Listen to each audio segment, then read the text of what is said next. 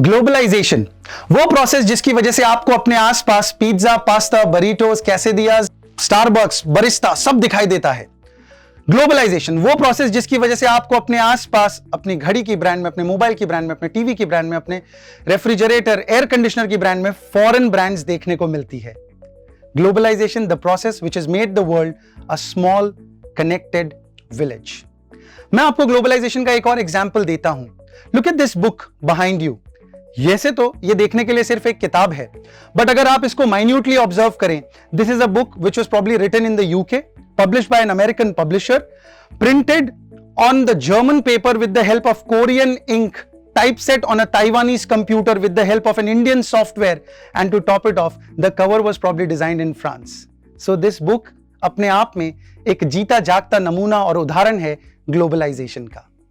Hello Orphicans, this is Mukesh Parekh, your educator for economics. The topic for today's capsule is globalization and its impact on India.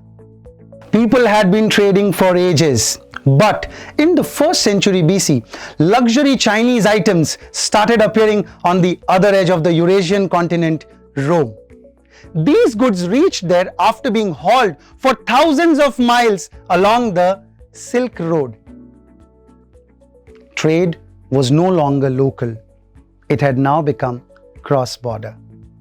Although some economists believe this could not be considered as globalization because silk primarily was a luxury item and as a percentage of total economy, the exports were tiny and non-significant. However, ये बात तो कहनी पड़ेगी कि शायद globalisation का बीज बो दिया गया था. International trade links had at least been established. The next chapter in international trade was of Islamic merchants. With the spread of Islam, trade also did prosper. The main focus item for these Islamic merchants were spices. These spices were very, very expensive and were in high demand in Europe.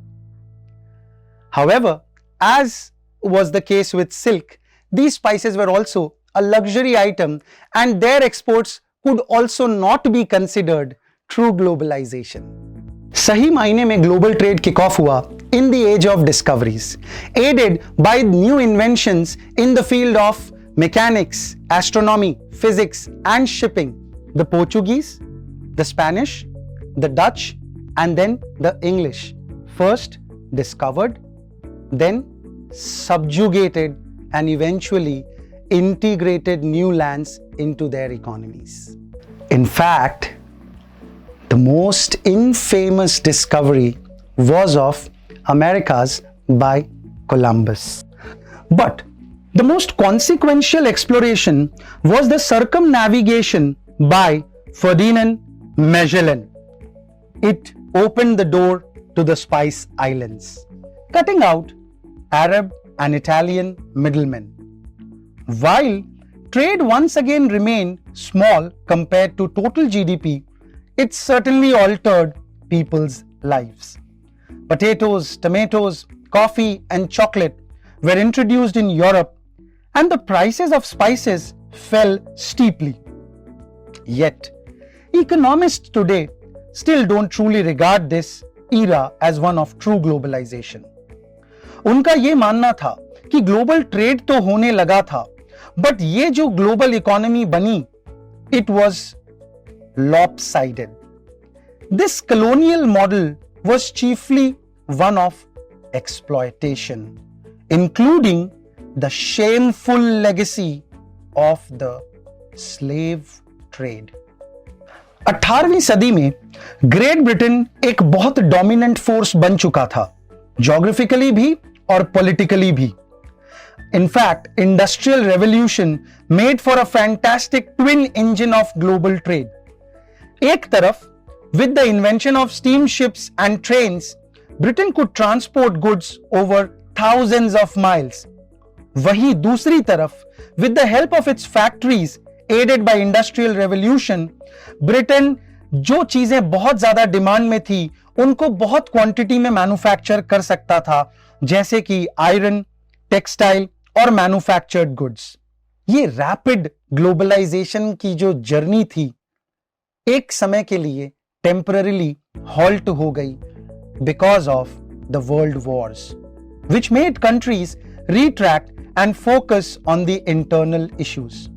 However, with the establishment of World Bank, IMF and the GATT, globalization resurfaced, and this time stronger than ever. इसके बाद जब WTO बना तो उसने globalisation की wave को और ज्यादा शक्ति दी, and the invention of internet acted as the biggest catalyst, making communications faster, cheaper and easier. The digital economy in its infancy during the last wave of globalization is now becoming a force to reckon with through e-commerce, digital services, 3D printing, etc. It is further enabled by artificial intelligence and blockchain technologies. When Chinese e-commerce giant Alibaba decided to choose Xi'an as the regional headquarters for their company, it was like life coming to a full circle. It had brought globalization to its ancient birthplace, the start of the old Silk Road. So, the ancient city where the Silk Road or globalization had begun would also have a stake in modern day globalization. In your in-class lecture, you're going to learn more about globalization, its impact on India and the WTO. Till then, stay cool. Bye.